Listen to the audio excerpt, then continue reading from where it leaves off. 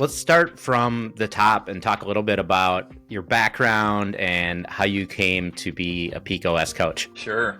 Well, I came by it, I would call it the hard way, if you will, by going to the School of Hard Knocks of Entrepreneurship. I started 2 businesses that I founded, and it was actually our second, had the good fortune to exit in both businesses. But our second business, we had done OKRs an endless amount of ways. We debated the philosophies time and time again. We'd get in the room and build these strategies only to be off track 2 weeks later and just feel like we were wasting time, especially as our team started to grow past 50 employees and 60 and 70. Kind of how do you get everybody on the same page to create like exceptional work when you're doing venture-backed startups?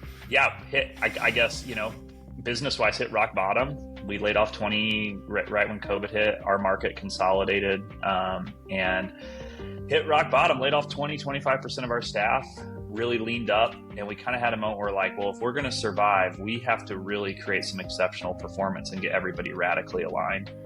Random Google search, I found you, and I signed up for the free Peak Access. And it was like 10 years of OKR debating finally made sense to me, because we started, so I started originally through the platform, and then you ended up coming in and like helping us out all virtually at the time. But it was, and we really like solved this. 2 big issues I think were solved. The first is just like, how do we build a strategy that we can all radically align to and is motivating and is inspiring?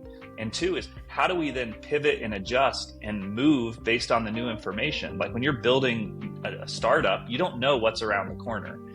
And so it really created this structure for us where we weren't just picking metrics, knowing we were short of the metrics, not talking about it until the end of the quarter retro when we all shared that we were short of our metrics. We really answered the question like, but what is the most important work that needs to get done?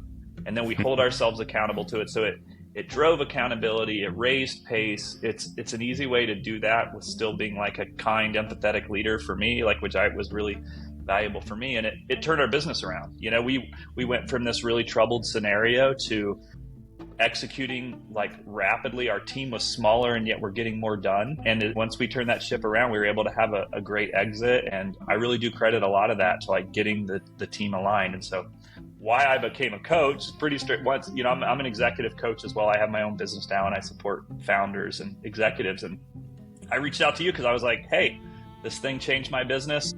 Have you ever thought about having coaches? And you were like, this is great timing. I'm adding coaches right now. And so, that's where it is. And it's such a great product because it's really practical in its nature too, and like how it actually helps people.